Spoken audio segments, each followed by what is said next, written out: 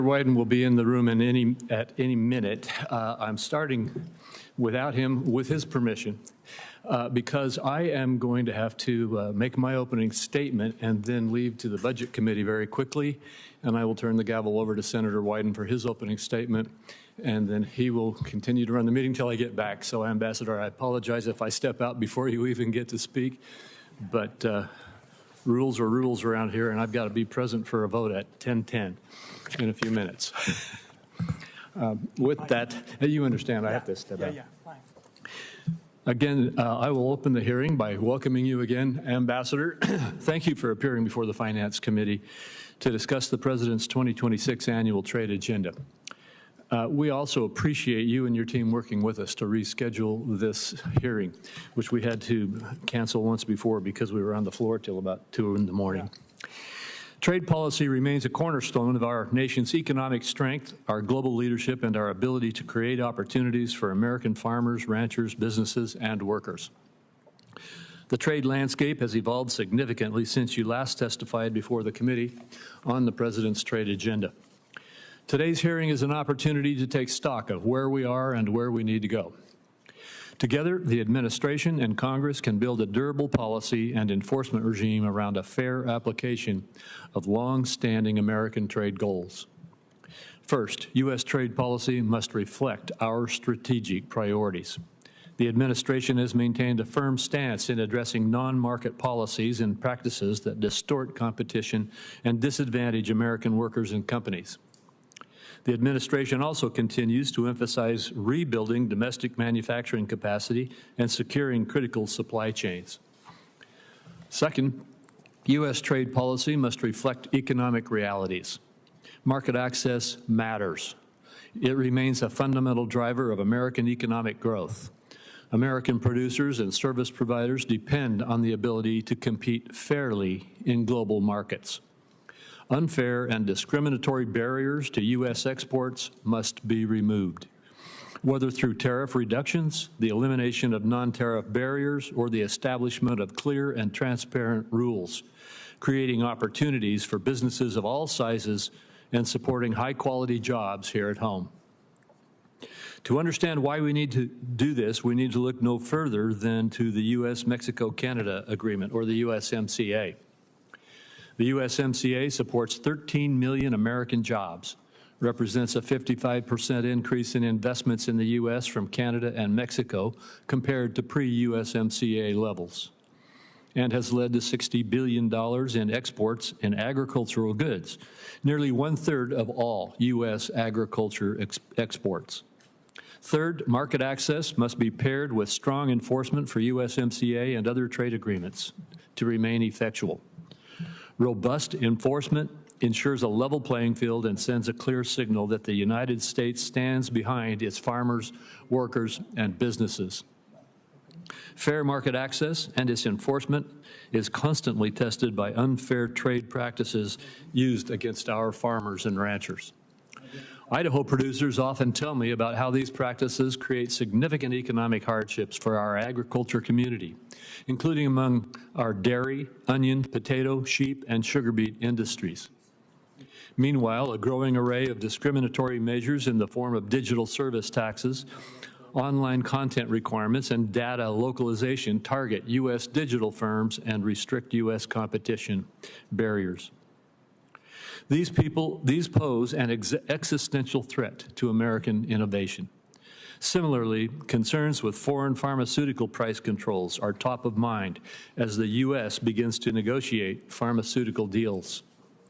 Finally, business certainty in the trade environment is crucial for American industry to take full advantage of market opening opportunities so they can grow and compete effectively. In all these matters, close collaboration and consultation between Congress and the administration is essential to advance the policies needed to promote durable growth and fairness. A combined effort between Congress and the administration is the most effective means by which to identify new opportunities for market access, strengthen enforcement tools, and meet emerging challenges in the global trading system. The challenges and opportunities in global trade are complex, but they present a chance to strengthen our economy and reaffirm our leadership on the world stage. Ambassador, I look forward to continuing to work closely with you to advance a trade policy that delivers fair and open markets for the American people. And again, I thank you for joining us today and welcome today's discussion. I will try to get back as quickly as I can. And at this point, I'm going to turn the gavel over to Senator Wyden to proceed. Thank you very much, Mr. Chairman, and Ambassador Greer. Glad to have a chance to talk about these crucial issues this morning. The Trump trade agenda is dominated by big promises. First, he promised lower costs. Second, he promised to be tough on China. Third, he promised to open up new markets for American farmers and small businesses. These promises haven't panned out. About a year and a half into the Trump second term, farmers are on the ropes. I was just home for 6 open-to-all town hall meetings in rural Oregon, in communities where Donald Trump got more than 70% of the vote. And I can tell you, the wheat farmers in eastern Oregon told me they are barely hanging on to family farms. They're getting hammered by high prices for key inputs like fuel and equipment. The small businesses, like a local toy shop in Portland, are closing their doors after high tariffs, made their businesses impossible. Uncertainty is costing workers jobs, including at Portland coffee roasters. Supply chains have been disrupted. Small businesses are delaying investments in new employees and manufacturing. Like so many other promises Donald Trump has made to working people, the second he set foot in the White House, he did nothing to put American businesses and workers first. What he did is he embarked on a tariff spree that put the cost of living crisis on steroids in America. The Supreme Court eventually overturned the Trump global tariffs, but the higher costs are here to stay. In 2025, the Trump tariffs cost the average American family $1,700, with grocery and gas prices way up. This week, Donald Trump announced massive new tariffs on clothes and school supplies and other products from Canada, using a provision based in the Smoot-Hawley Tariff Act of 1930. Americans ought to know that nobody, not even Herbert Hoover, used this provision before, but Donald Trump dug up a zombie law to make things even more expensive for Americans. Trump's next trade scheme is ordering USTR to reconstruct his illegal global tariffs under the guise of addressing forced labor. As I've recently said, if the administration wants to get serious about forced labor, the first step is to look at its own enforcement record. Donald Trump has failed to enforce the laws that we've got in the books and has cut government efforts dedicated to fighting forced labor around the world. Ambassador Greer, at our hearing last year, you told us that nearly 50 countries had approached you, and those countries were clamoring for trade deals. Instead of agreements, what I've seen is we have press releases and announcements about supposed deals that haven't been approved by Congress, haven't been enforced, haven't opened markets, and haven't reduced tariffs. My own take on these proposals is there is no there. The one piece of the Trump administration trade agenda that does seem to be progressing is the corrupt enrichment of so many in the Trump orbit, his family, his allies, and himself. Donald Trump lowered tariffs on Switzerland after Swiss billionaires gifted Trump a gold bar worth more than $100,000. A Korean company under investigation for trade cheating paid the Trump holding company $2 million. And the administration waived export restrictions on the UAE after an Emirati company invested $500 million in the Trump cryptocurrency agenda. I could go on. We've got a busy morning. The bottom line is American families are paying more in tariffs so Donald Trump and his cronies can profit. My own take is the way to stop this corruption and chaos is to take unfettered tariff power away from the president. It's well past time to put Congress back in the driver's seat on trade. That's why today I'm able to introduce the Congressional Trade Powers Reform Act. It overhauls existing trade powers to ensure that no future presidential administration can abuse its authority on trade and thrust the country into a cost of living crisis. It would require congressional approval of any tariff proposed by the president, and it would establish an advisory committee to ensure that Congress actually is in a position to exercise its rightful oversight over tariffs and trade. It is time to restore consistency, reliability, and success in our country's trade agenda. That's what my bill is all about, and I look forward to talking to colleagues on both sides of the aisle on that. I look forward to today's question and answer. Ambassador, we're glad you're here, as I've said, and please proceed. Thank you, Ranking Member Wyden, Chairman Crapo, Senator Bennett, and the rest of the committee. I also thank you for keeping in touch with me as USTR has prioritized our consultations with Congress during this busy time for trade policy. As you know, the President's trade policy in 2025 was characterized by a national emergency, a $1.2 trillion trade deficit, which had exploded 40% in the prior 4 years, and an industrial base too atrophied to support our national security and economic competitiveness adequately, let alone support a strong middle class. That national emergency still persists, and so our policy remains the same. The specific authorities this administration is using have changed, but the trade strategy has not. We are committed to continuing to use tariffs and to negotiate deals to support the reindustrialization of our economy, protect American workers, and increase their wages, and shrink our trade deficit. The problems the President's trade policy seeks to solve are generational. These things were not broken in a day, and they won't be fixed overnight, but they must be fixed. This is why I'm pleased to report that the combination of tariffs and deals core to the President's trade policy has yielded quick and impressive results. For starters, the United States currently has 19 framework or reciprocal trade deals covering 32% of global gross domestic product. Here's one in my hand. It's the deal with Indonesia.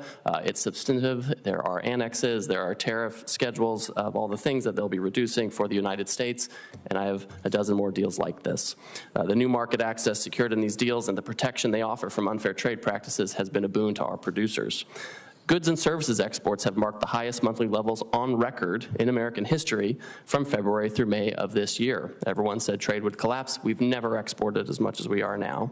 And on the other side of the ledger, capital goods represent the largest share of our imports ever, accounting for 33% of imports in 2025 and 40% so far this year.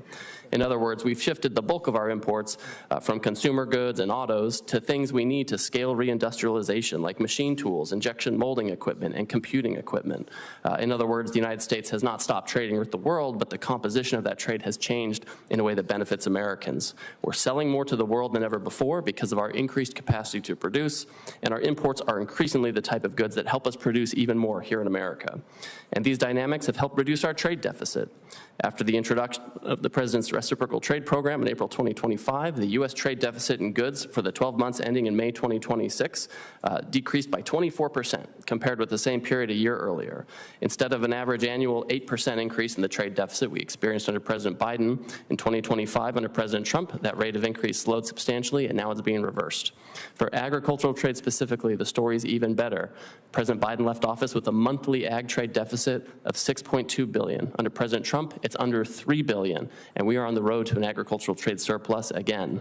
Services exports have also taken advantage of new market access. In 2025, the U.S. services trade surplus reached a record high of $327 billion. A large part of the positive change in our trade deficit is due to reduced dependence on China. Our trade deficit in goods with China fell to $200 billion in 2025, the lowest it's been since 2005. And China's share of total U.S. imports fell to about 9%, the lowest it has been since China joined the World Trade Organization in 2001. So these trends are good for our economy and our national security, but they're really good for the individual workers and the families who make up that economy. Real manufacturing worker pay has increased by over $2,000 under President Trump after falling over $800 during President Biden's 4 years in office. Manufacturing productivity surged by 2.4% in the last quarter of 2025 compared to the same period in 2024, and manufacturing wages increased by 4.7%. In other words, the average American manufacturing worker is producing more goods and getting paid more to do it, and there are over 500,000 open manufacturing jobs, so there's a lot of opportunity here. In June, the Consumer Price Index fell 0.4%, the largest decline since April 2020, and far below the expectations of a 1.1% drop.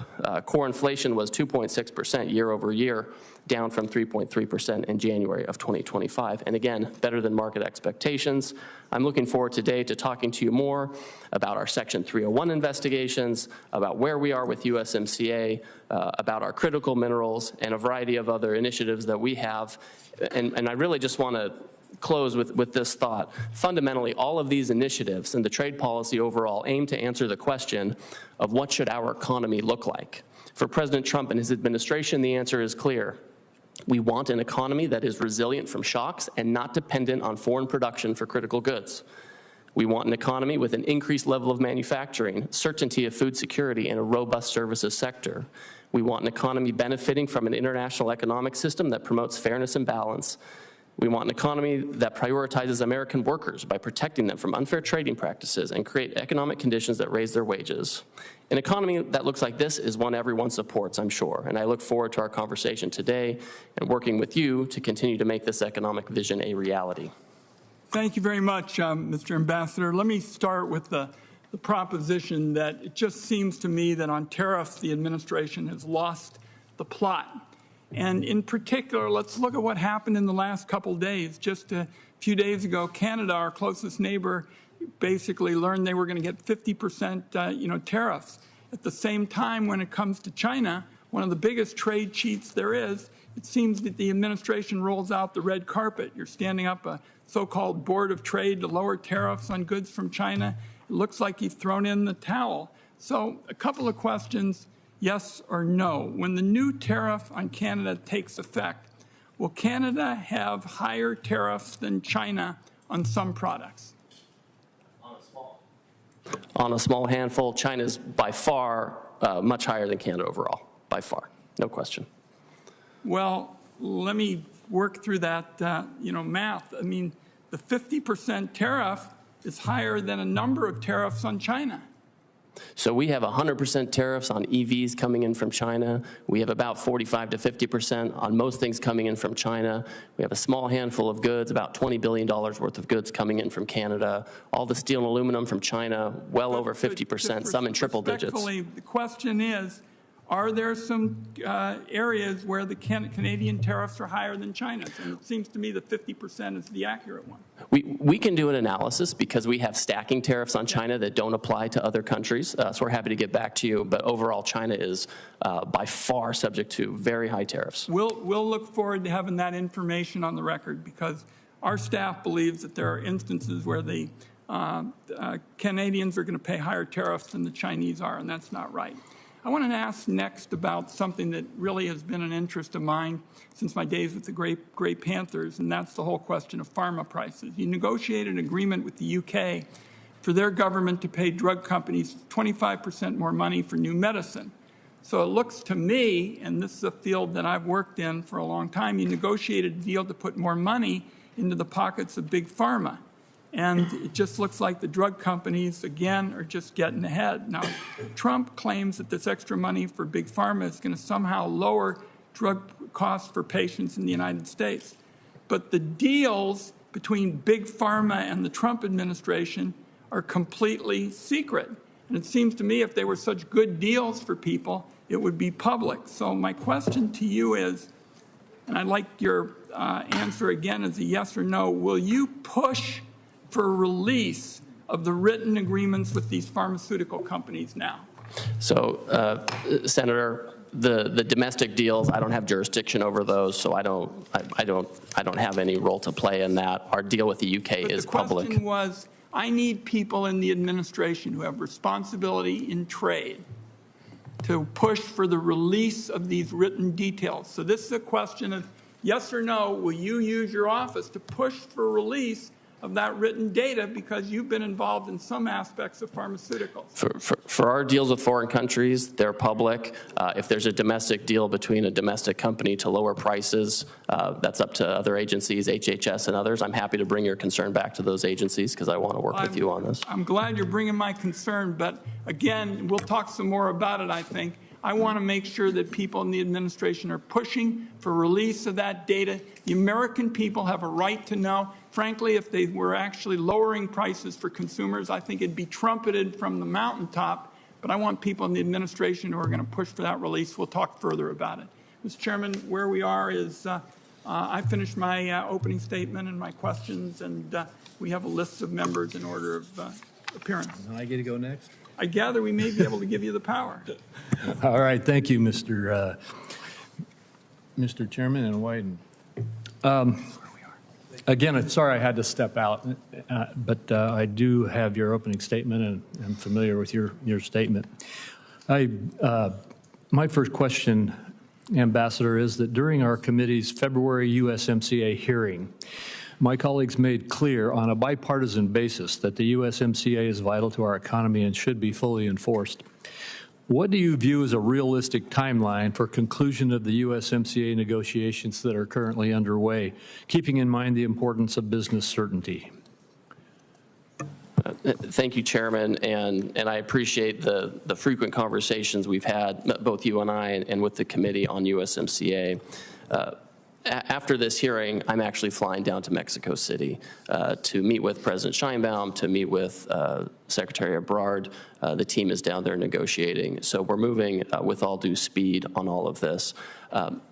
There are some issues in USMCA which take a longer time to address. Issues that are quite important. Some of these are related to rules of origin. We want rules of origin in USMCA to be very strong to incentivize production in North America as opposed to other regions that have a lot of excess capacity or non-market practices. But it does take time to develop these. Similarly, I've heard from folks also in Congress about the need to strengthen labor and environment enforcement vis-a-vis Mexico. This can take time as well. That being said, I'm hopeful that before the end of the year, we can have at least options for President Trump and the leaders of Canada and or Mexico to consider potential interim arrangements or things that Canada can do on the one hand and Mexico can do on the other hand to strengthen enforcement, to improve their commitments toward us, and to make sure that we're managing all of the trade issues. So I would love to have between now and the end of the year at least some arrangements, one with Canada, one with Mexico, and then some of these issues that are really important, like rules of origin. I know labor environment is important to a lot of folks here, that take a little more time to have further discussion of that, including with Congress in the following year. Thank you, and I appreciate your focus on this. It's a very high priority for us. Next, market access for U.S. agriculture exports is also, as you know, one of my top priorities. The administration's agreements on reciprocal trade include many very important market access provisions.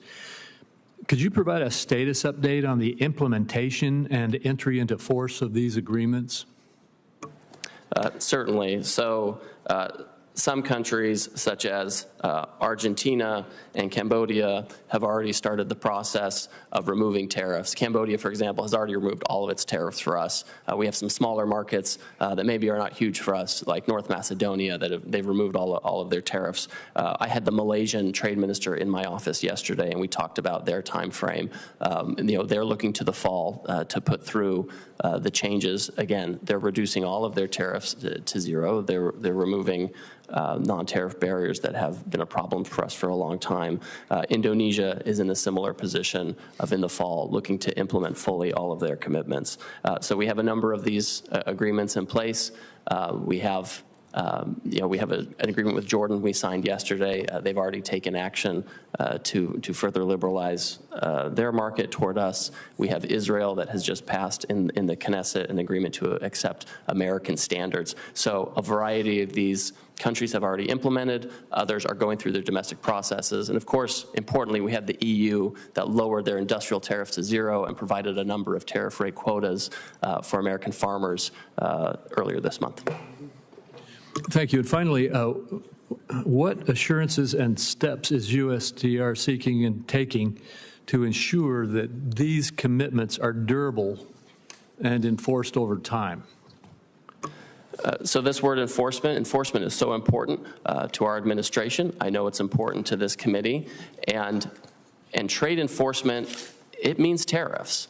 Even when you have dispute settlement or a formal process that goes on for years, at the end of the day, if you win, a tariff is the implementing sanction if folks don't do this. So we expect these countries to implement. We expect in the future that these countries will retain these agreements because they've made them to the United States of America. As long as I'm here, you can count on me to use whatever tools I have, whether it's Section 301 or other tools, to enforce these agreements. My hope would be that any successor would take the same strong approach to enforcing these agreements and promises. Thank you. Senator Grassley.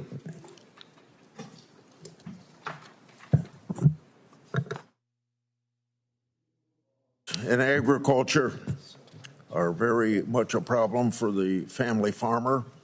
And I want to compliment the President for delaying the 18% duties on Morocco phosphate coming into our country so that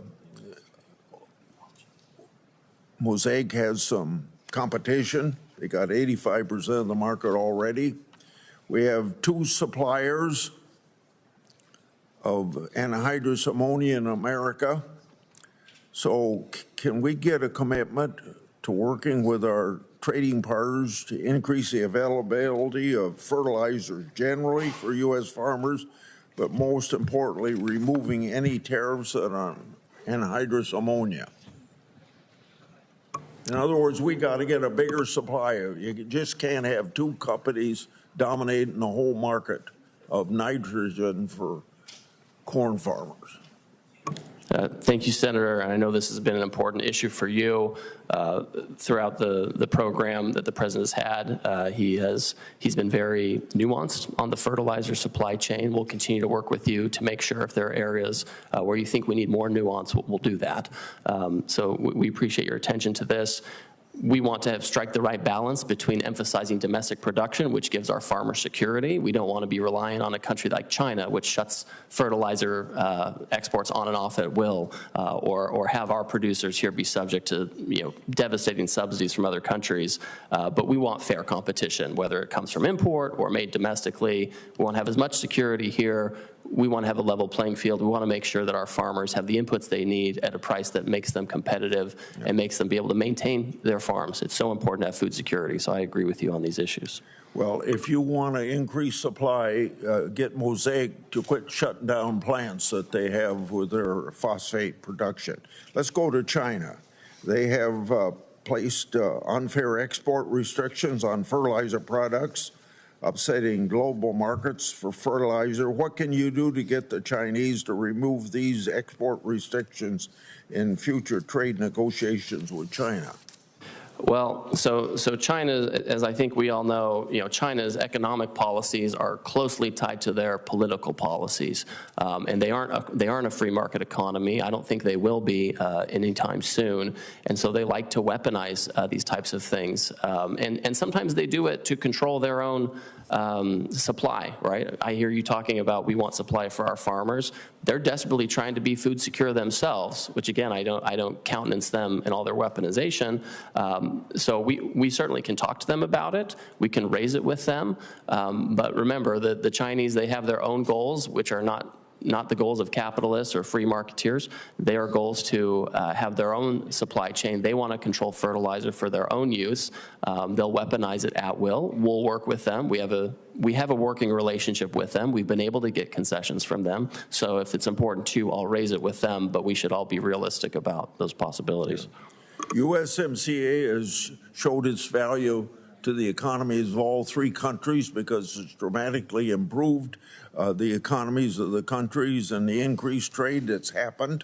All segments of the economy in all countries, but particularly for agriculture, it's been very good. And so we have United States and Mexico failed to reach an agreement on Mexican tomato exports. The Mexican government then launched an investigation into unfair trade practices of the U.S. pork industry. Ahead of further negotiations with Mexico this week, what is the USTR doing to ensure Iowa pig farmers, because we're #1 in the production of pork, so we don't get caught up in the crossfire of trade retaliation? Well, fortunately, Mexico has not retaliated against us. I know they have an open investigation on pork, and I have raised this repeatedly with my counterpart. The Mexicans have been very pragmatic. They are quite dependent on our market for their growth and for their employment. They know that. We know that. That's why we're able to proceed in a fairly non-dramatic way with the Mexicans. And they understand that if they take action on pork, the consequences for them could be quite challenging given their dependence on us. So this is something that's important to me. It's something I've raised at the highest levels with the Mexican government, and trust me, we are monitoring this, and if we see any movement on this, we will work with you, and we will do the necessary to maintain that open market we've been able to enjoy over the past several years. Thank you. Thank you. Senator Bennett. Thank you, Mr. Chairman. And I want to thank you and the ranking member for having this committee. Ambassador Greer, thank you for coming back to the committee. As everybody, I hope, knows, we are in a moment of real crisis for our family farmers and for ranchers all over the country, including in Colorado.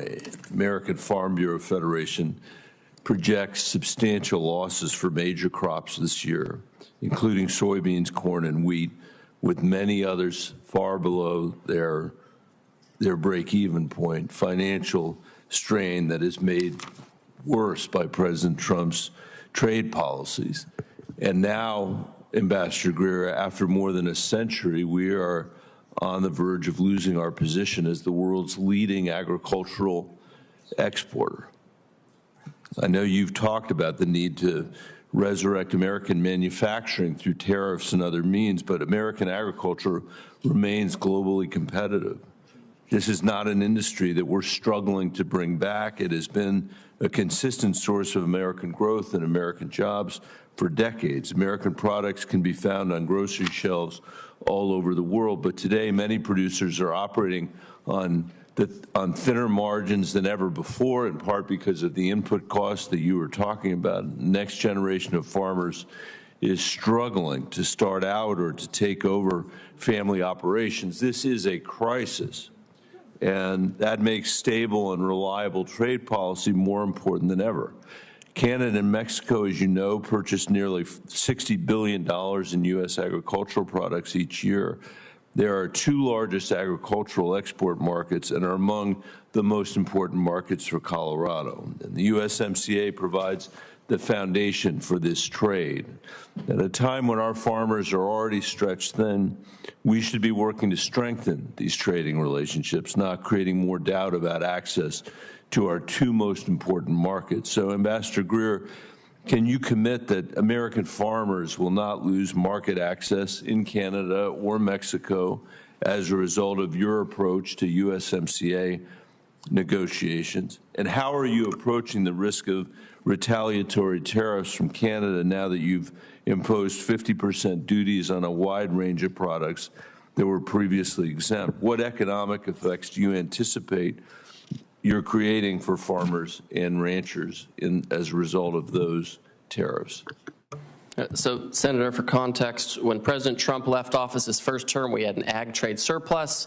By the time Biden left, we had an ag trade deficit. With respect, and now we're back on the road to surplus. That is not an answer to my question, nor is it an answer to the crisis that our farmers and ranchers are facing. The crisis came from President Biden. The fact that is irrelevant to the discussion. We went into deficit under President Biden. Mr. Chairman, may I ask my question, please? Or could he answer the question?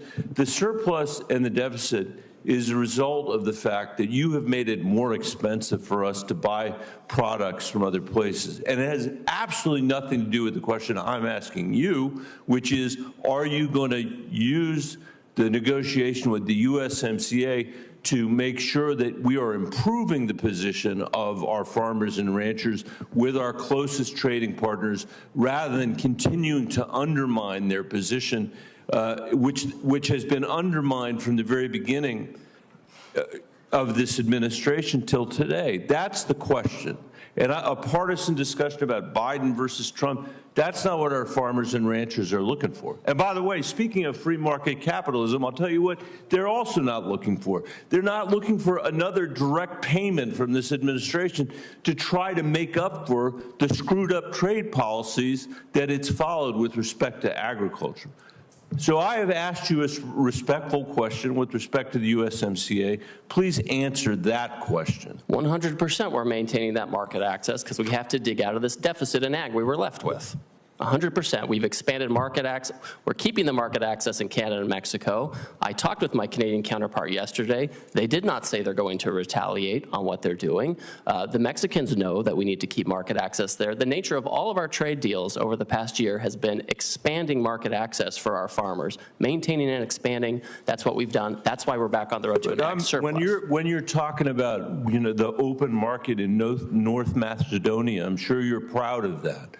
The result, the reality is that we are now losing our global leadership to Brazil as a result of the failed trade policy with respect to China. And the punishment they have taken is a punishment against our farmers and ranchers in this country and American leadership when it comes to agriculture.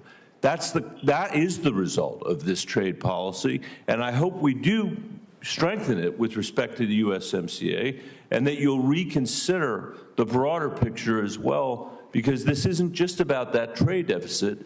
It's about what's happening on family farms all over the United States of America. Thank you, Mr. Chairman. Thank you, Senator Whitehouse. Thanks very much. Welcome, Ambassador Greer. We've had conversations before about foreign companies gaining trade advantage by being allowed to pollute to lower pollution standards than we require at home. And you have, and your entire team has repeatedly said that, yeah, that kind of behavior is a proper occasion for a tariff adjustment. Do you still believe that? I do believe that, yes. Okay, good. The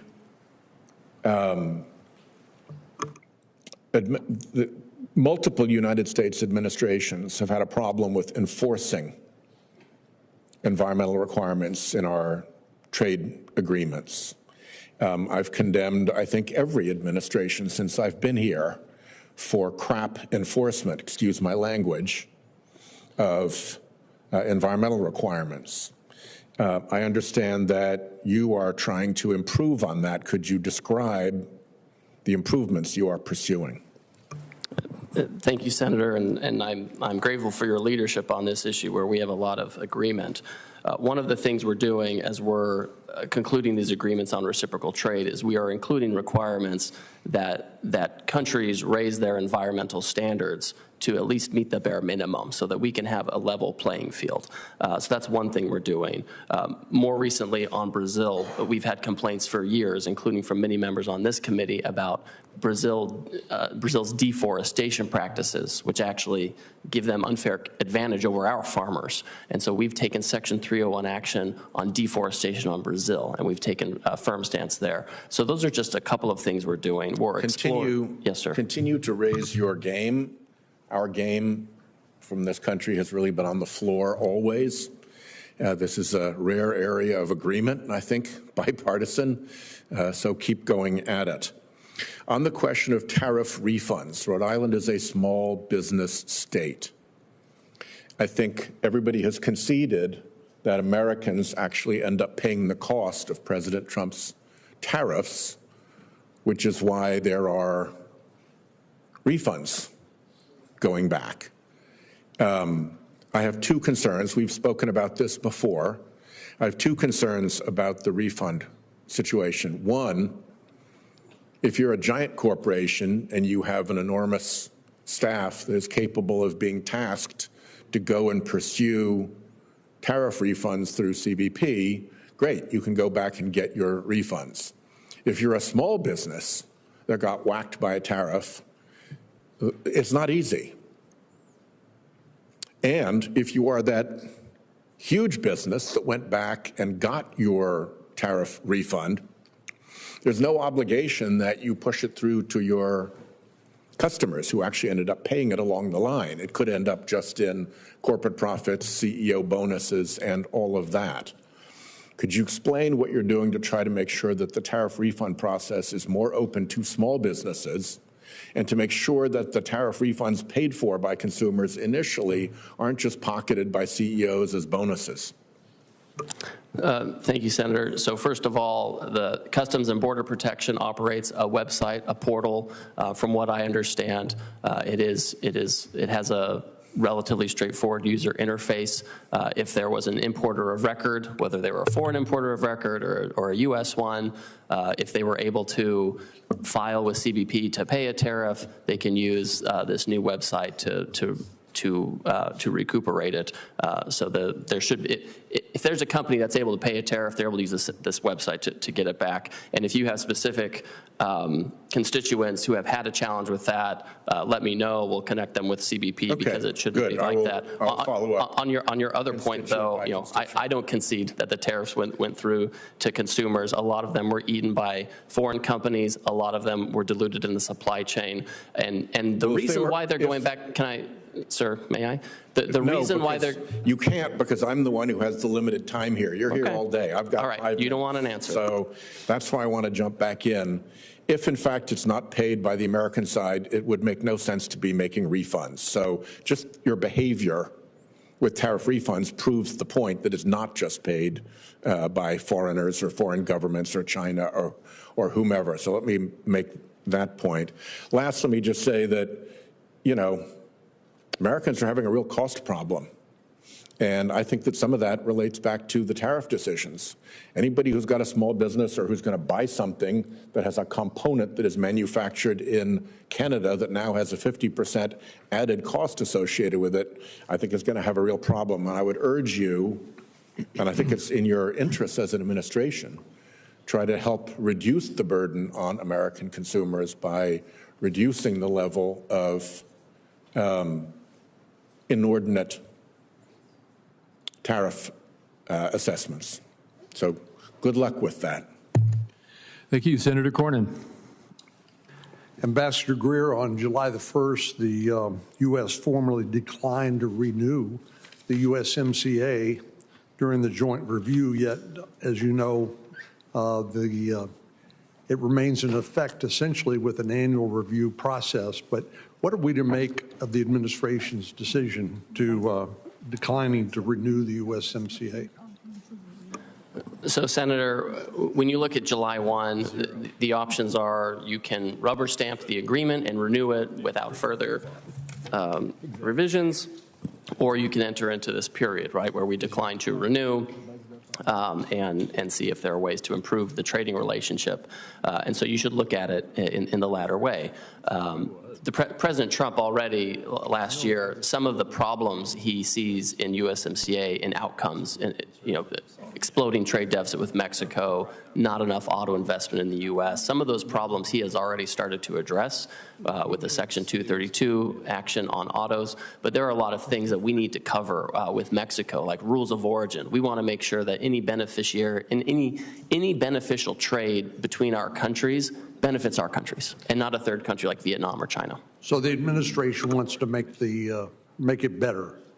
We want to improve our trading relationships with Canada and Mexico. There are some what I would call load-bearing pillars in USMCA, things we don't think about in terms of our ag market access, which we've talked about, services access, a variety of things where we haven't seen issues, but where we have seen issues, we're already in process of fixing it to make sure we can get more production here in the U.S.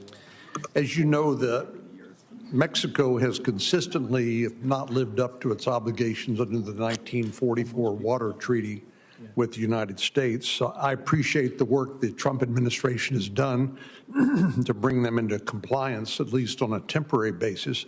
But because this is for a period of 5 years, the term of 5 years to comply with the requirements of the treaty, it leaves our farmers basically high and dry, literally, when they don't comply on a regular basis.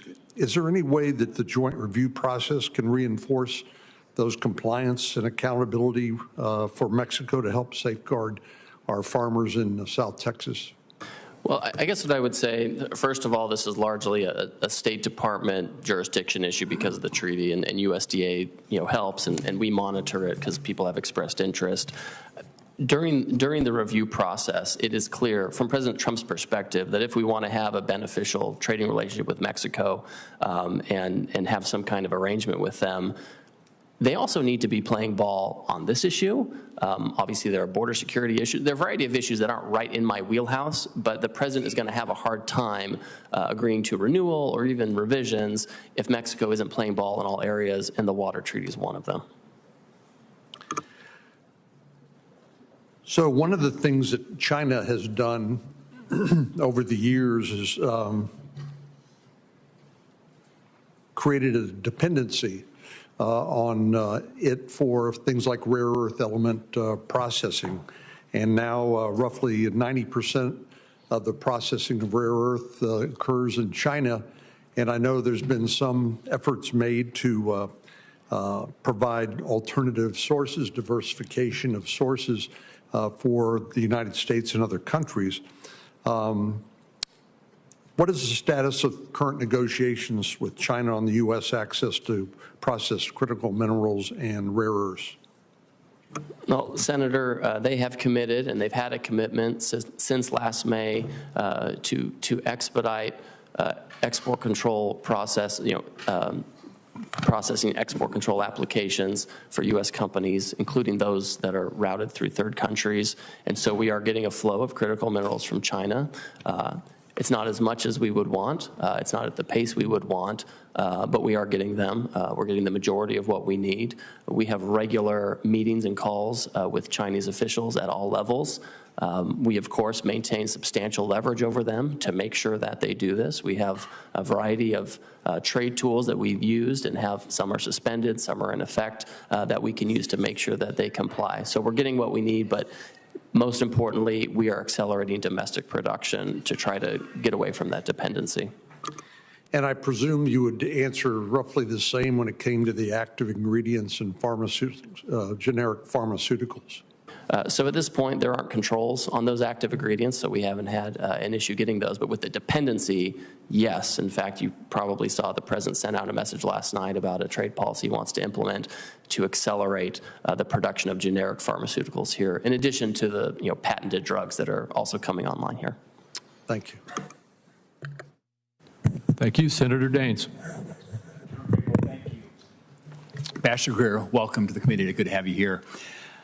Last November, there was a historic dinner at the White House. We had all 5 Central Asian presidents and their corresponding foreign ministers on one side of a table. I was there with the president, the vice president, Secretary Bessent, Secretary Rubio, as well as Ambassador Sergio Gore, for a historic moment there in the White House as these great Central Asian countries now are developing a much closer relationship with the United States. And as you know, geopolitically, it's such an important part of the world in a very tough neighborhood surrounded by Russia, China, Afghanistan, Iran. And as we have discussed, and by the way, one of the top issues they brought up that night at that dinner was a repeal of the antiquated Jackson-Vanik provision. It is an embarrassment the United States maintains these trade restrictions associated with Jackson-Vanik on Kazakhstan, Uzbekistan, Tajikistan, Turkmenistan, and now Azerbaijan. As of late last year, Azerbaijan is now officially part of what we call the C6. What used to be the C5 is now Azerbaijan, as we're pulling that group together as they work with the United States. This Jackson-Vanik restriction is an ancient relic of Soviet Union days. It long ago ceased serving any useful purpose. It's become a barrier to deepening America's relationship with this most strategic region. And again, it was the issue they did bring up with President Trump when we had dinner in November. Ambassador Greer, I know you've been engaged in that part of the world, very important. Would you support the efforts to repeal these antiquated trade restrictions? Well, Senator, thank you for your leadership on this issue, and I've spent time in this area. And if this is something that's important to Congress, my sense is that we'll be supportive. I mean, we're very focused on establishing reciprocal trade with countries. Uzbekistan has offered to open its market to us, and they've given us a very, very substantial market access offer to reduce tariffs on us during my trip that was there a couple of weeks ago. I think if this process goes along with these countries agreeing to open their markets to us, then that's a complementary effort that we could support. Yeah, and this is tied to some Jewish immigration issues from the Soviet Union days. The embarrassing part of this is that there's 3 countries that would remain after we get this bill through. And by the way, Chris Murphy is my Democrat co-sponsor on this. It's bipartisan. But the remaining countries would be Cuba, Belarus, and North Korea. And this is the embarrassing part of the Jackson-Vannon provisions. We have these countries that are working closely with us now in Central Asia and South Caucasus, and yet they're in this same list as North Korea, Cuba, and Belarus. So we hope we can get this done before the end of the year, and I appreciate your support on that. I know Secretary Rubio supports this in the administration as well. You recently traveled to Central Asia and conducted negotiations with some of our friends in that region. Could you talk a little bit about the progress that your team has made in Kazakhstan and Uzbekistan? Yes, and I'll talk about Uzbekistan first because I've interacted with that country the most. I just got back from a visit there. I met with their president and his staff. These are serious people who are changing their economy. It's much more Western-oriented. You land in Tashkent, and when you see the central square, they have a giant Coke bottle. They have got a mock-up of the Love statue from Philadelphia. This is a country that wants to be Western-oriented, not just in that kind of thing, but especially in economics. And so, like I mentioned, they have offered to open their market to us. They've given us a very robust market access offer to reduce tariffs on a number of things that are important to us. This is a country of 40 million people, which I think sometimes people forget or don't realize. So it's a real market. They're hungry for American goods, so it's a real opportunity.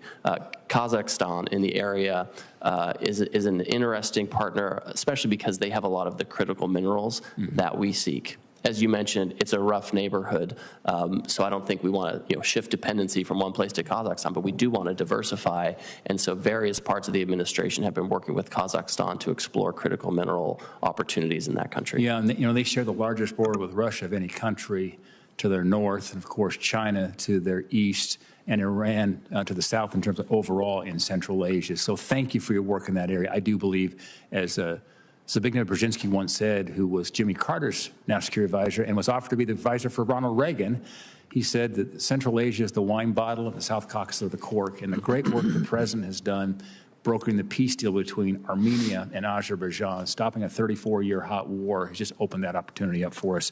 Last, I wanted to talk briefly on palladium. There's 3 chief producers of palladium in the world. It's Russia, South Africa, and Montana. The Russians are dumping palladium below prices here in the United States. It caused 700 workers in Montana to lose their jobs at that mine. They're under the assault of Russian market manipulation to knock them out of business.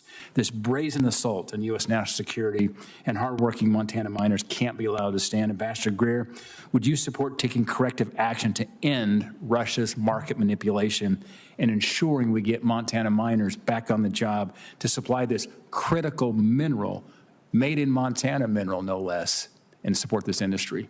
I am supportive. Anywhere where there's a distorted market, we want to get those fixed. We want to make sure that our miners have a level playing field, especially for a critical mineral like palladium. Ambassador Greer, thank you. Senator Warren.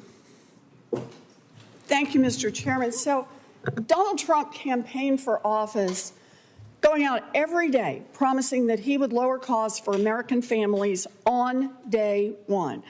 Then he takes office and he slaps tariffs on and off and on and off nearly every product that we import. Americans are now paying for it.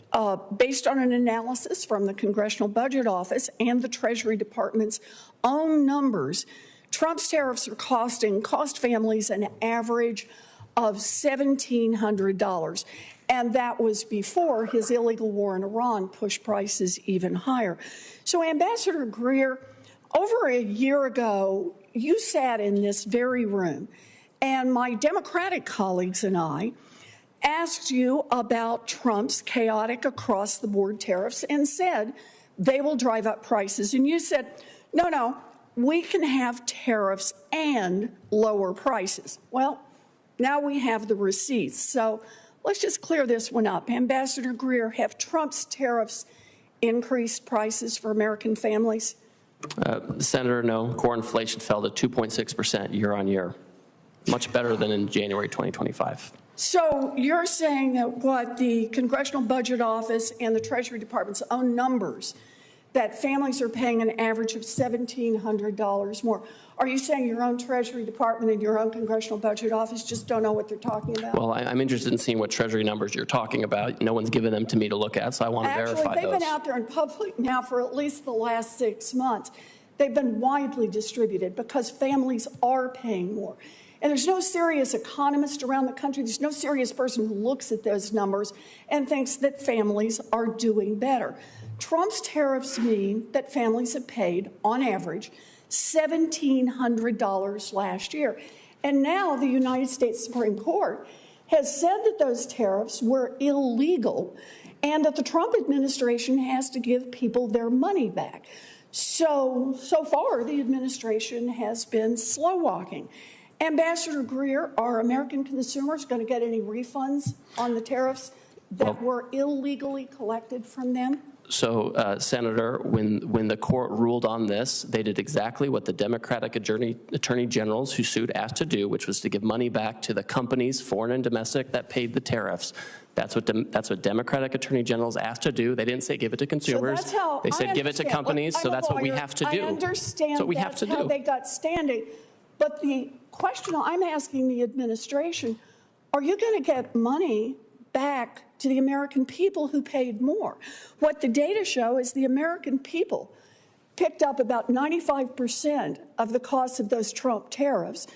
They've paid an average of $1,700. And I just want to know if you even have the slightest effort, making even the slightest effort, to try to get some of that money back into the pockets of American families? Or does that just not matter to the Trump administration? So what happened is the foreign and domestic importers, right, who are buying foreign goods, not goods from American workers, foreign goods made by foreign workers who had to pay a fee on those foreign goods, those foreign importers' records, domestic importers' records, they can file, they had to pay the tariff, they can get the tariff back. So, manufacturing workers' wages have gone up $2,600, way beyond what the Biden budget lab at Yale has calculated. They haven't. What we know is that thousands of factory workers have lost their jobs. That means their incomes have gone to zero. But I take it what you're saying, I think I've got your answer here, and that is the Trump administration just doesn't care, isn't even lifting a finger to try to get one nickel of the money that was collected from consumers back into the pockets of the consumers. And that certainly is where they are right now. Instead, what you've been doing is searching for other ways to see if you can take money out of the pockets of consumers with tariffs. And just this week, you slapped on new tariffs using an obscure law from the 1930s, plus using something called Section 301. But here's my question. Ambassador Greer, if the Supreme Court strikes down your next round of tariffs, do you have a plan in place for how to return the money that American consumers pay under those tariffs, how to return that money directly to the families who pay? You can do this now. Put a plan in place. Do you have a plan in place? Customs currently has a website to return any tariffs to the foreign importers' records or domestic importers who paid them, and they'll continue to do that. I'm asking about American families, the people you're supposed to be working for. Do you have any plan, if this next round of tariffs are struck down, for how you're going to get the money that is collected from American consumers back into their pockets? The normal way that customs law worked is that the importer of record, if they pay a tariff, it's overruled, they give it back. There's never been any. No. Look, I believe that tariffs can be used strategically quite valuably, but what the Trump administration is doing is picking the pockets of American consumers, and after Donald Trump promised he would lower costs on day one, he puts in place tariffs that have done nothing but raise prices for consumers. Thank you, Mr. Chairman. Thank you. Senator Smith. Thank you, Mr. Chair and Ranking Member, and good morning, Ambassador Greer. So, Ambassador Greer, I am firmly in the camp that, as you and I have discussed, that our trade policy should support good jobs and domestic manufacturing, and that those trade policies should have strong labor and environmental standards. I appreciate what Senator Whitehouse was saying earlier, and that for too long our trade policy has tilted too much towards making it easier for big corporations to send jobs overseas. And this is not, in my mind, a Democratic or Republican issue. I've criticized Democratic administrations as well as Republican ones for not getting this right. So with that in mind, I have two questions that I want to try to get to with you today. One is around taconite, and the other one is around sugar. And I'm going to start with taconite. So as you know, Minnesota produces nearly all of the raw taconite or iron ore pellets that goes into U.S. steel production. That industry has struggled from time to time, as I'm sure you also know. A couple months after the president took office, we saw layoffs at Hibbing Taconite and also at the Menorca mine. Maybe about 600 total jobs gone because of what's been happening. So we have an opportunity to make this right here for the workers in those mines and for those pellet plants on the Iron Range. And I think that we ought to be able to find some agreement on this. I'd like to work with you on this. So here's the opportunity, right? For years, we've done the right thing, and we have levied tariffs on illegally dumped and subsidized steel coming into the United States from countries like China. But we haven't always done the right thing for taconite pellets that feed those steel mills. And so the United States finds itself currently importing ores from foreign sources at the same times that these mines in Minnesota are idle. So my question is, do you think, Ambassador Greer, is there a way that we could think about this situation and get at this? And what are the opportunities to use our trade tools to support domestic taconite from the illegal and I think unfair trade practices that are hurting Minnesota's Iron Range? So yes, and I appreciate your leadership on this issue. This is something where we can and should work together. I have spoken with some of these companies that are operating and want to operate in northern Minnesota. I think there are trade tools we can use because we are so import dependent right now on some of these inputs. I think if we phase something in a short period of time to signal to the market, domestic taconite is where it's at and where it's going to be, right. And so we can wean ourselves off over time. Right. I would really like to work with you on that because I think it is an opportunity, and the ebbs and flows and the cycling of the taconite industry are a big burden. And I think we can be honest. There's no doubt that the way that the tariff regime has affected other manufacturing sectors in the United States, you might argue in the short run, I would maybe now argue differently, has had an impact on demand for domestic steel as well. And so I think there's an opportunity here. Let me see if I can get to the sugar question as well. You know about this as well. You and I have talked about this. Minnesota is one of the #1 sugar beet producing states in the nation, supporting over 20,000 jobs and a $3 billion economic impact just in Minnesota. And it's struggling right now. And as you no doubt know, we have a situation where there is a glut of global supply and from subsidized sugar, that sugar can be sold into the United States with the tariff, after tariff quota, and it's still sold into the United States at lower than the cost of goods sold for domestic sugar producers. And this is causing a lot of struggle in my northwestern part of the state, where producers are trying to figure out, do I sell my shares in the co-op or do I plant beets that I know I'm going to lose money on, for the time being? So can you address this, Ambassador? And as you know, we sold, Senator Hoeven and Senator Slotkin, and I believe Chair Crapo signed this letter as well, raised this with you and Secretary Rollins about the opportunities to open a Section 301 investigation into this. Yes, Senator. Again, this is an area where I think we can work together. I have conferred with the chairman and even the ranking member on these issues on sugar. So we are working very closely with the domestic industry right now to try to assess, their view of the unfair trading practices that might persist overseas. That's the legal basis for any Section 301. So we're committed to working with them. We're gathering a lot of information from them right now because we want to see action too. That's great. And I think, timing is of the essence. We'll look forward to getting a more full report on your plans there, and look forward to working with my colleagues on that. Thank you. Thank you. Thank you. Senator Cortez Masto. Thank you, Mr. Chairman. Ambassador, it's good to see you. Thank you for being here. I want to talk a little bit about the aerospace and aviation industries. They, as you well know, they're critical to our country and supporting both our national defense and our tourism and economy. I am hearing concerns from many in this industry that the Section 232 investigation into imports of aircraft and aircraft parts is chilling investment and threatening some aerospace jobs. The administration hasn't yet shown the public any results of these investigations. Do you intend to release these investigations? So thank you, Senator. This is a critical supply chain where we're quite focused. The investigation you're talking about is a Section 232 investigation under Commerce. I'll tell you what I know about it and then refer you to Commerce, of course. About, I think, 10 days ago, the president signed an action in this investigation saying, listen, this is critical. We are worried about imports. However, we would much rather negotiate with countries potential landing zones on this because it is so sensitive. Can I ask you a question? Because I recognize it's in Commerce's role, but you're actually negotiating these trade agreements based on these reports, correct? We work with the Commerce Department to get their input, so like any negotiation. So these reports would be critical to your negotiations with trade, correct? Yes. Yep. So at some point in time, these reports are required under the law. They exist, yes. To be public. And so I guess that's my question.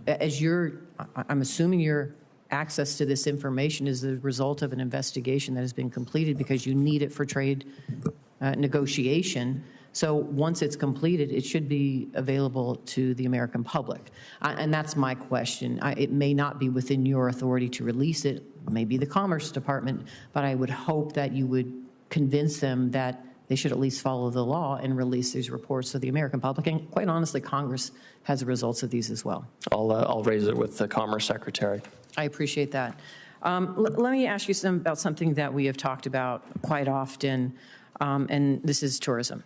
You talk a lot about a trade deficit in goods, which I so appreciate. But last year, for the first time in decades, the U.S. experienced a trade deficit in our largest service export, and that's tourism. And after running a trade surplus in travel in 2024, we actually experienced a $14 billion trade deficit in 2025. I have seen that in my home state of Las Vegas. We have seen that across the country, quite honestly. With your focus on the trade balance, what is your analysis of why this sharp drop in tourism has happened? Have you looked at this at all?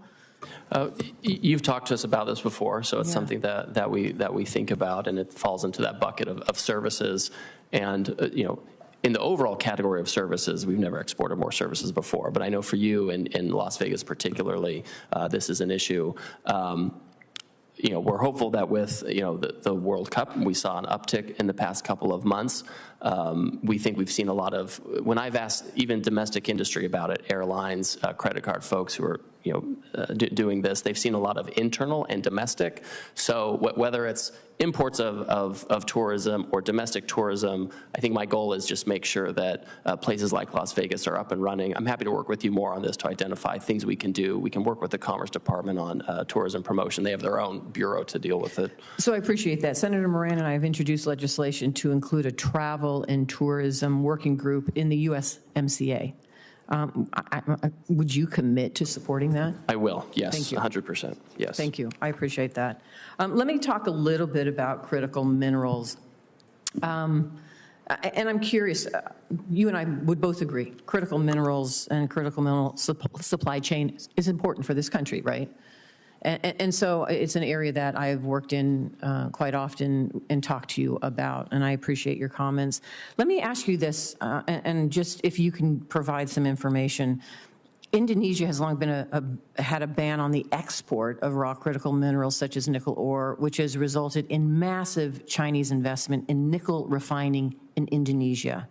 Last July, the White House released a joint statement with Indonesia regarding trade negotiations that said, quote, Indonesia will remove restrictions on exports to the United States of industrial commodities, including critical minerals. However, shortly after that release in that statement, multiple Indonesian officials, including their Minister of Economic Affairs, disputed that Indonesia would open its exports of raw minerals to the U.S.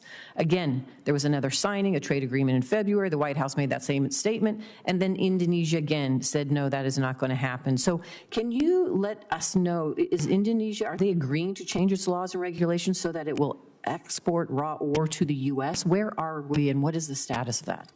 Thank you. This is really important to us, too, and we want to hold Indonesia's feet to the fire on this as well. What they have, like many countries, they have an export control regime, and they've committed to us to expedite that for us. You can imagine they don't want to be in a situation where everything they produce has to go to one country in the area.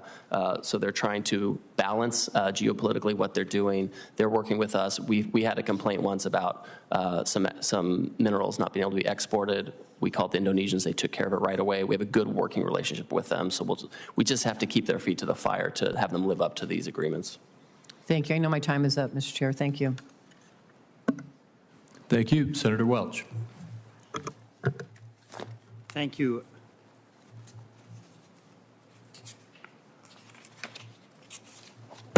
Thank you very much, Mr. Chairman. Ambassador Greer, first of all, I want to say that your office has been responsive when we've had questions, and I quite appreciate that. But what I do want to take this opportunity to do is explain to you whatever the intent of the tariffs are. It's really causing a lot of harm so far in Vermont, both the tariffs and the way in which they are variable and changing quite a bit. And I want to take the opportunity to tell you, because I know you're concerned about the well-being of small businesses. I know you're concerned about the well-being of everyday consumers. But the tariffs are really, really troublesome in Vermont. Number one, our tourism is down about 40%. A lot of that has to do with the rhetoric that the president has used, and I don't hold you responsible for that. But the 51st state, the governor of Canada, that rhetoric has really inhibited Canadians from coming down. Steve Wright, who's the head of Jay Peak, a really prominent resort in northern Canada, got a call where 100 people from Canada canceled their trip to the U.S., to Vermont.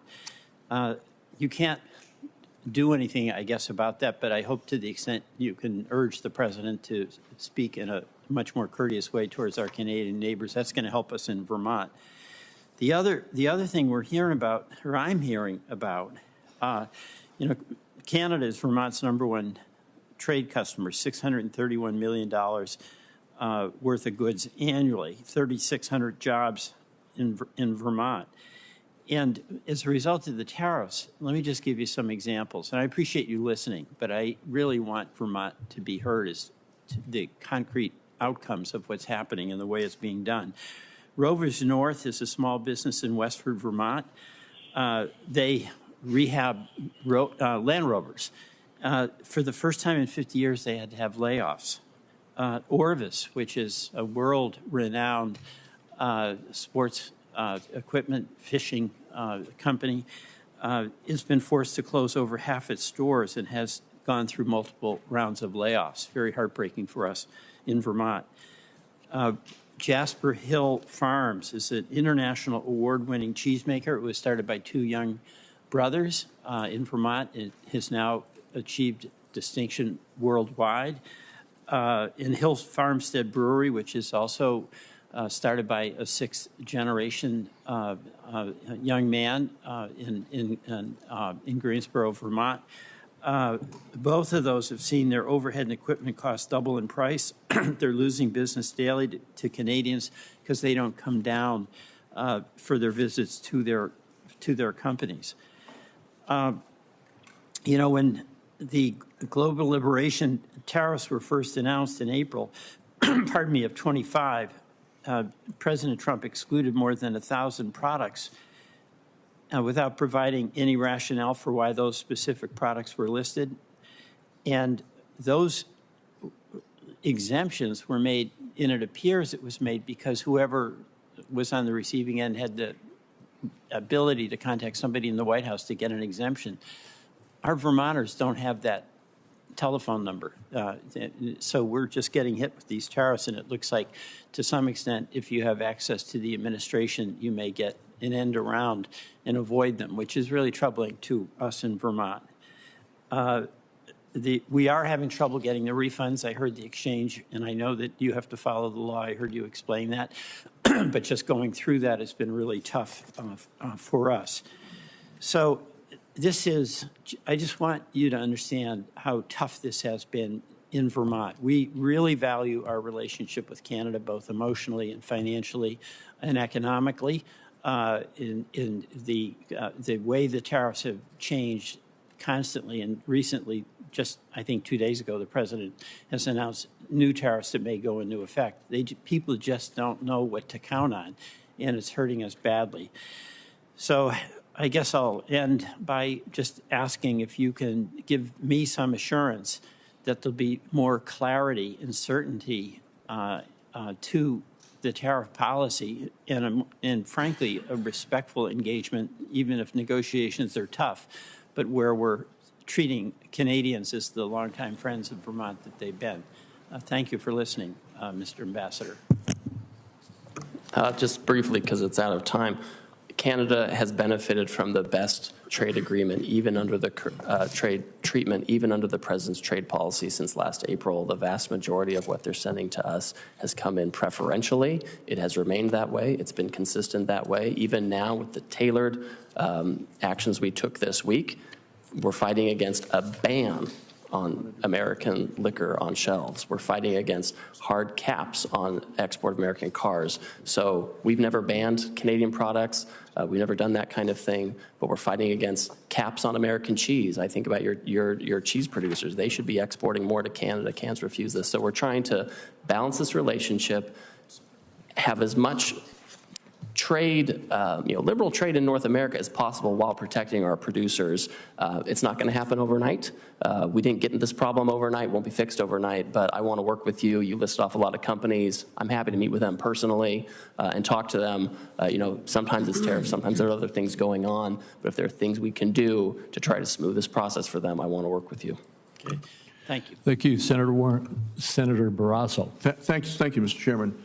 Great to see you again. Thank you very much, Mr. Ambassador. I want to talk about soda ash exports. As you know, Wyoming's Green River Basin is home of the world's largest deposits of naturally occurring trona. It's the mineral that's refined into soda ash.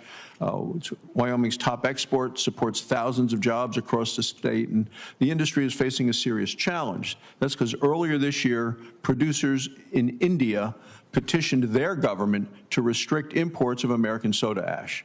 The result can be a hard limit on how much American soda ash can enter their market, regardless of the price, regardless of the demand.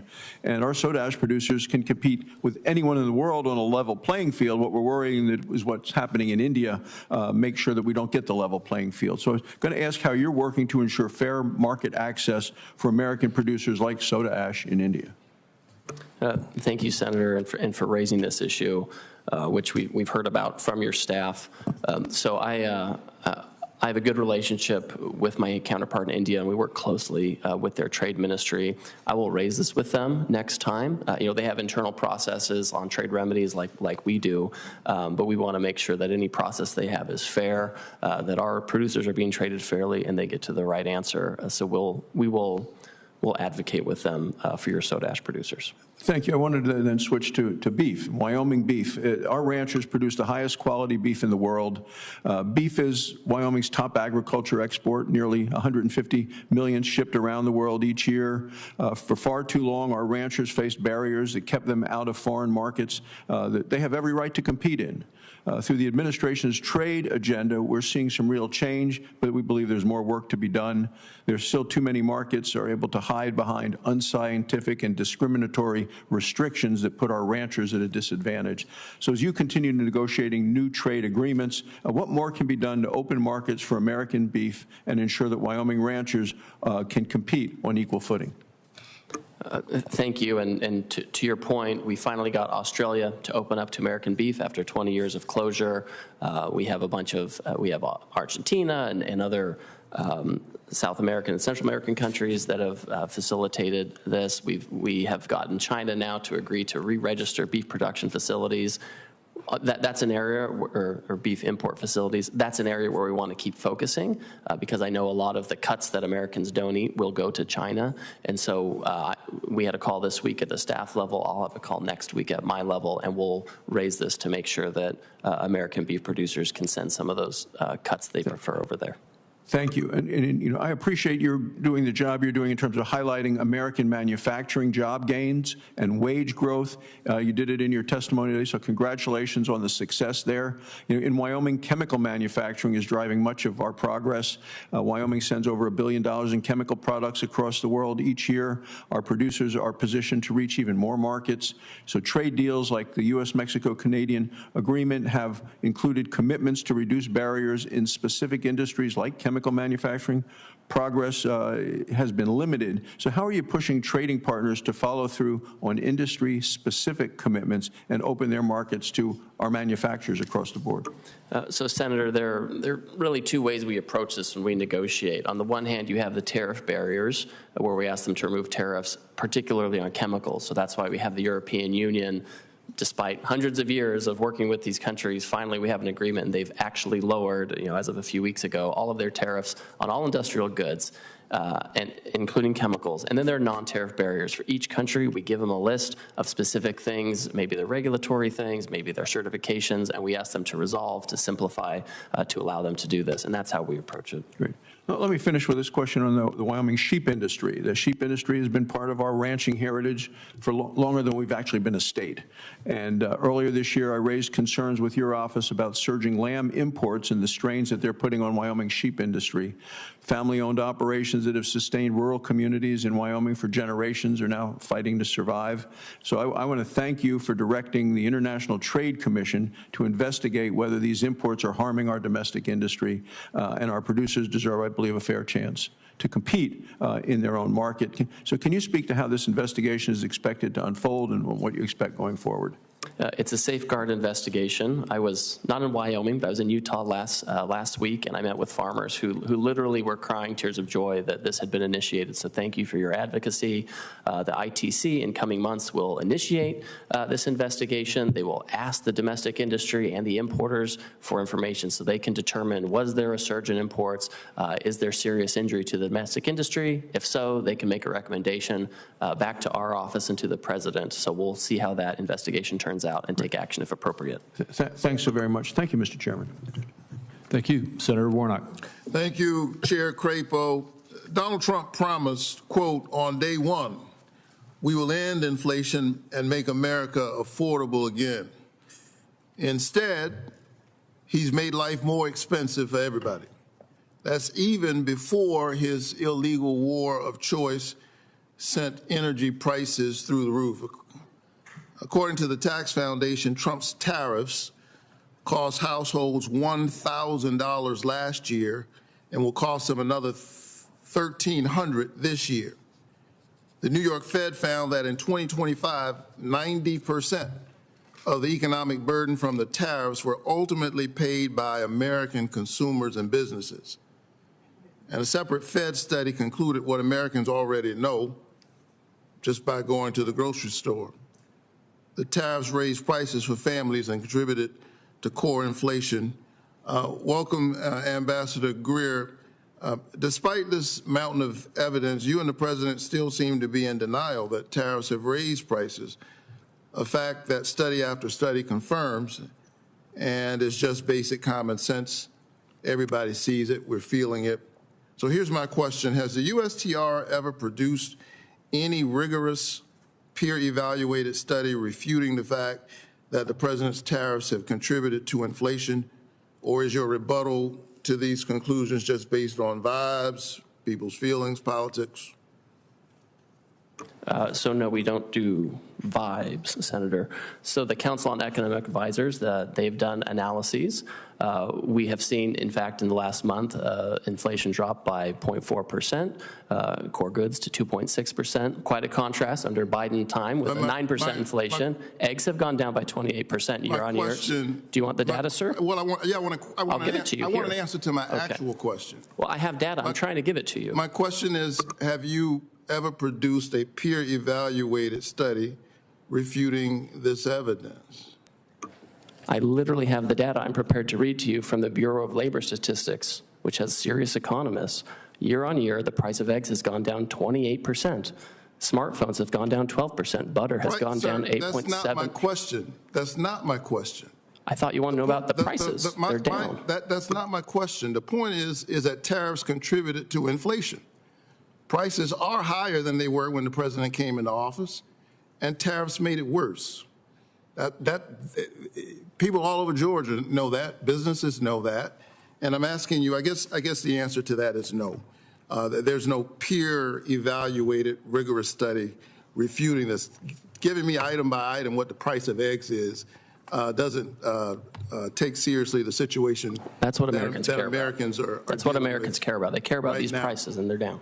So how about this? Within 60 days, will the USTR, since you seem convinced that this is working and that tariffs have not driven up inflation, can you produce a formal, rigorous study, say within the next 60 days, that disproves what all Americans and economists believe to be true about the clear link between these tariffs and price increases? Can you produce that? Sir, we have substantial data we'll provide for you. I'm happy to sit with you and talk about this because I don't think a 5-minute colloquy does it justice. I'm happy to come and talk to you. Everything in the grocery cart comes from America, produced here, or Canada, Mexico, duty-free. So that's... So let's move on to one of the president's claims. He implemented these tariffs to create what he promised would be a, quote, manufacturing boom. Meanwhile, we've lost at least 75,000 manufacturing jobs since this president has taken office. How many net manufacturing jobs should we expect to see created by the end of this term because of these tariffs? Keep in mind that we're already at a net negative of 75,000. So in terms of data, so this year in 2006, we've had an average increase per month of 3,000 manufacturing jobs. In 2024, last year of Biden, there was a negative 15,000 jobs on average per month lost. So we've righted the ship on this, and now we're in positive territory, which is where we want to be. How much of that construction is due to data centers? You want to talk about construction now? Okay, so factory construction has gone up. The employment in factory construction has gone up to 83,000, which is a huge benefit for our construction. A lot of this is factory. Some is for computing. Some is for data, things that can... So where do you expect to be at a net positive by 2030? Because right now we're at... By 2030? Yeah, right now we're at a net negative. Yes, because after COVID, manufacturing jobs went back up, as one would expect, when the economy opened back up, and then it plummeted by 220,000 jobs under Biden. We stabilized it last year. Now we're net positive again, so I expect that trend to continue if these policies continue. So we're out of time, Brother Chair. Let me just say why this is important. I'm talking to business leaders all across Georgia, talking to consumers. One example is a company where they've had to lay off folks because they need a special type of steel that we don't make. And that steel is now subject to a 50% tariff. I could go on and on. I'm all for manufacturing jobs, but these tariffs are raising costs, and everybody seems to know that except the Trump administration.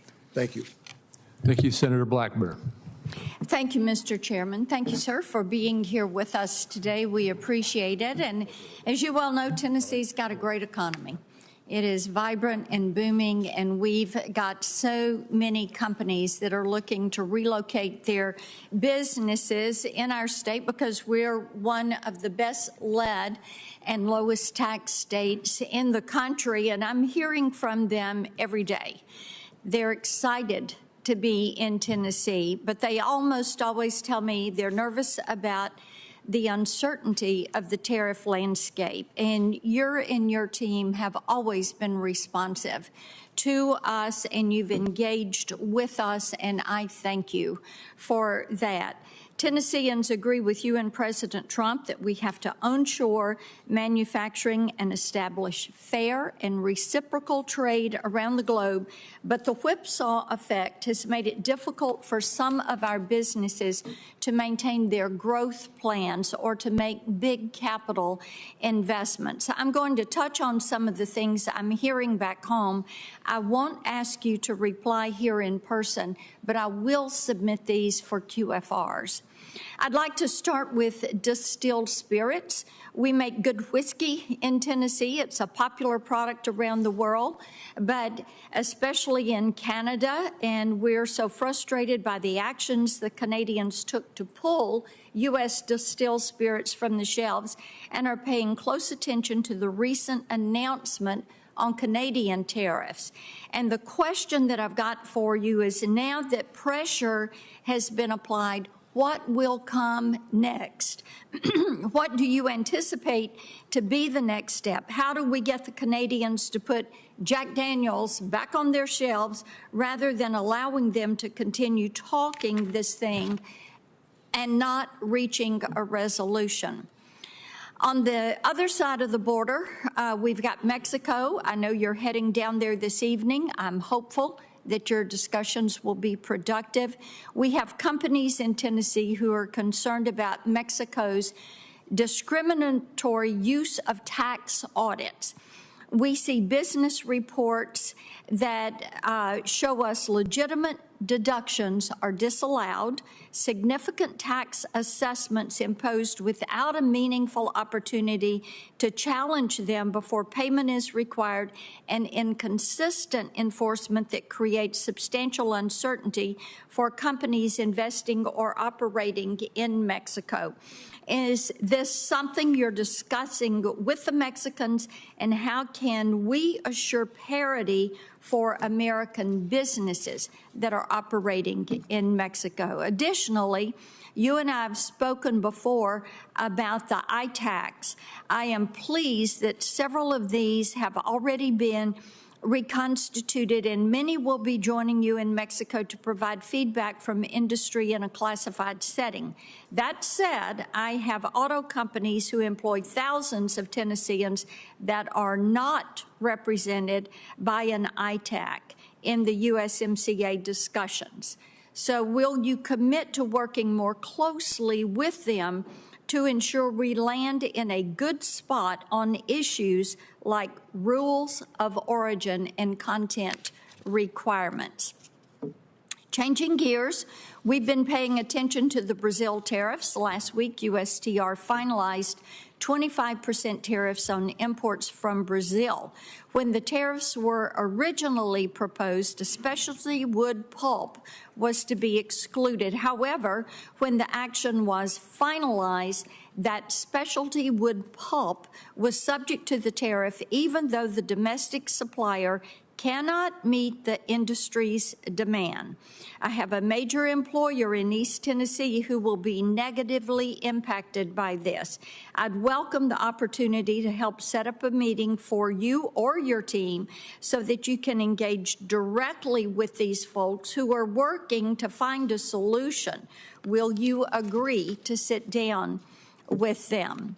I also want to touch on China. I spoke last week with several of our Treasury nominees about the importance of holding the Chinese accountable to their commitments. Soybeans are our largest ag export in Tennessee, and China is the largest purchaser of those soybeans. I'd like to ask you the same question. How are you ensuring, when you get commitments from China, that they actually follow through? And as you address this issue, how can we stop the nefarious practices we see from them, like dumping and transshipment, which has such a negative impact on many of our companies? I am a little over time. I'm going to look forward to your written response on the questions.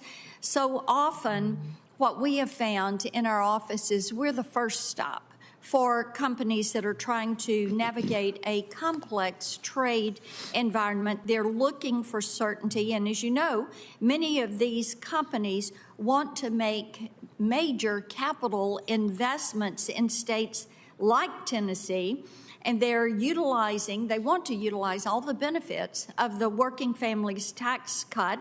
So we are seeking to work with you to find answers and to bolster manufacturing in the United States. Thank you, and thank you, Mr. Chairman.